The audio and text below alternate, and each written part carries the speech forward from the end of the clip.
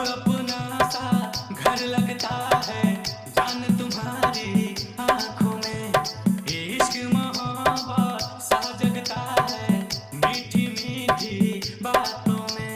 मैं प्यार से देखूं तुझे, कैसे खुदा ने संवारा है, फूलों का नजारा है, चेहरा तेरा चांद से भी प्यारा है, चेहरा तेरा आंखों में उतारा है, चेहरा तेरा आसमां का तारा है, चेहरा तेरा।